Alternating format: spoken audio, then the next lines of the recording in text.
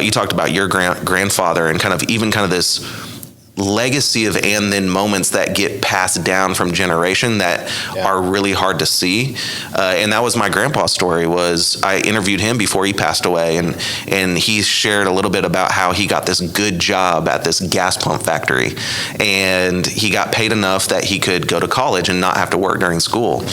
So I said, well, Grandpa, tell me about that job. I was like, did you apply? Did you submit a resume? And he was like, no, my next door neighbor was the hiring manager, and he'd seen me grow up, and I was a hard worker. He saw my paper route, all of that, and gave me a shot. And he was like, we didn't have enough money back then, so he'd actually take me to and from work, and got to get to know him. He became a mentor, all of that.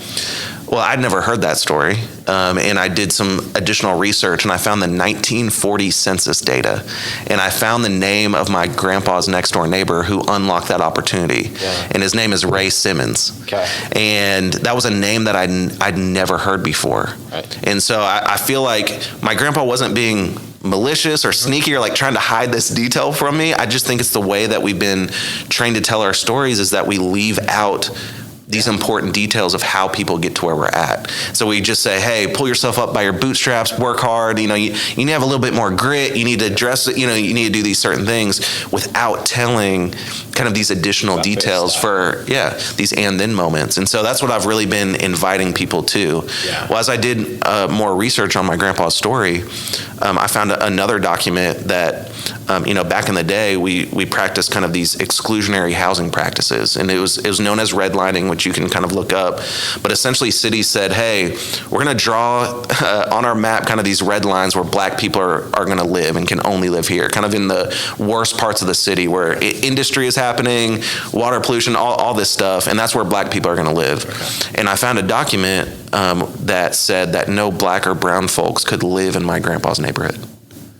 And so when I saw that, I instantly I'll probably get a little emotional, I instantly got transported back to the limousine on Valentine's Day. And I thought about DJ, and I thought about his great-grandfather, that if he happened to live in Fort Wayne, Indiana, where my grandpa lived, right, he couldn't even live next to Ray Simmons, right? Yeah. Like there's none of that kind of golf course bumping into each other opportunity, coming from that, because he's historically been left out of the equation. He can't live in that neighborhood. He can't go into these certain places. He can't golf at the golf course where opportunity lives and thrives. And so my brain in the conversation I want to have is like, what's like the residue from that, right? Like, what are we seeing today that because of 30, 40, 50 years ago, us excluding, and historically, us just excluding a certain population of people, what has that done for today? Right. And so those are really fascinating conversations that I hear, and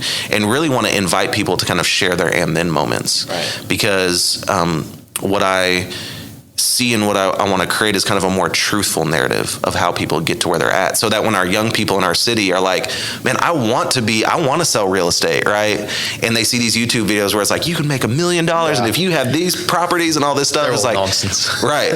and you're like, but you also didn't know that, Mike got into real estate because he played golf and was introduced this way, right? Yeah. And so then he still worked hard. I'm not discrediting your story, but it was this relationship that unlocked this opportunity for you to learn more about it.